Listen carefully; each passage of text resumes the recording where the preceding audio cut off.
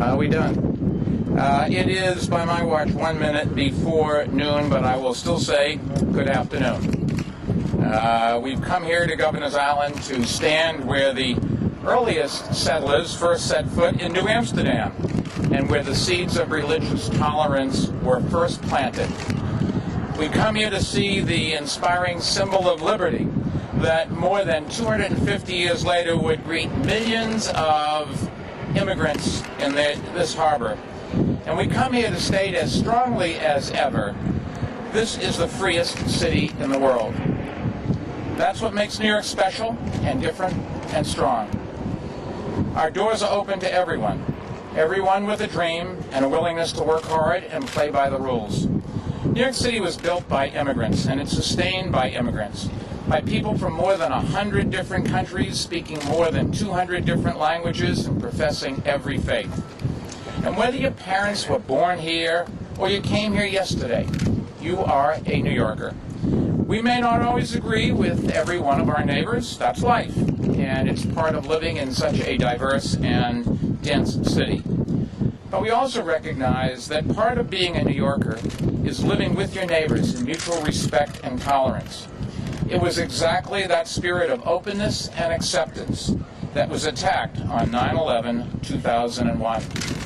On that day, 3,000 people were killed because some murderous fanatics didn't want us to enjoy the freedoms to profess our own faiths, to speak our own minds, to follow our own dreams, and to live our own lives.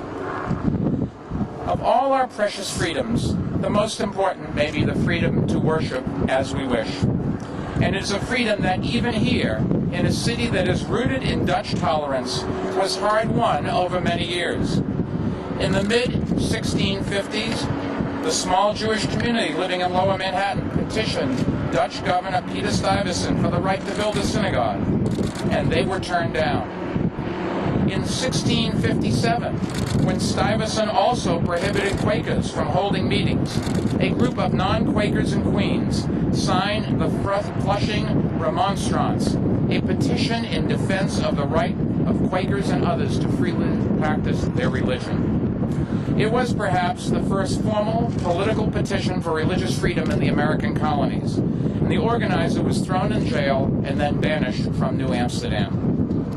In the 1700s, even as religious freedom took hold in America, Catholics in New York were effectively prohibited from practicing their religion, and priests could be arrested. Largely as a result, the first Catholic parish in New York City was not established until the 1780s, St. Peter's on Barclay Street, which still stands just 1 block north of the World Trade Center site and 1 block south of the proposed mosque and community center. This morning, the city's Landmark Preservation Commission unanimously voted not to extend landmark status to the building on Park Place where the mosque and community center are planned. The decision was based solely on the fact that there was little architectural significance to the building. But with or without landmark designation, there is nothing in the law that would prevent the owners from opening a mosque within the existing building. The simple fact is, this building is private property, and the owners have a right to use the building as a house of worship. The government has no right whatsoever to deny that right, and if it were tried, the courts would almost certainly strike it down as a violation of the U.S. Constitution. Whatever you may think of the proposed mosque and community center, lost in the heat of the debate has been a basic question. Should government attempt to deny private citizens the right to build a house of worship on private property based on their particular religion? That may happen in other countries, but we should never allow it to happen here. This nation was founded on the principle that the government must never choose between religions or favor one over another. The World Trade Center site will forever hold a special place in our city, in our hearts.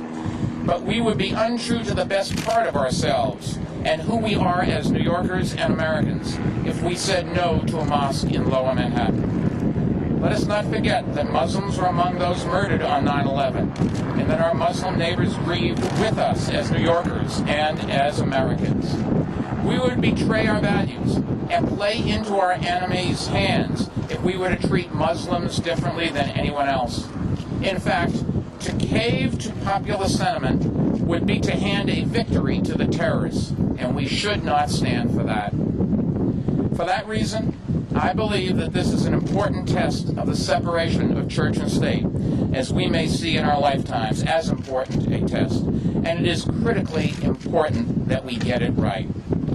On September 11th, 2001, thousands of first responders heroically rushed to the scene and saved tens of thousands of lives. More than 400 of those first responders did not make it out alive.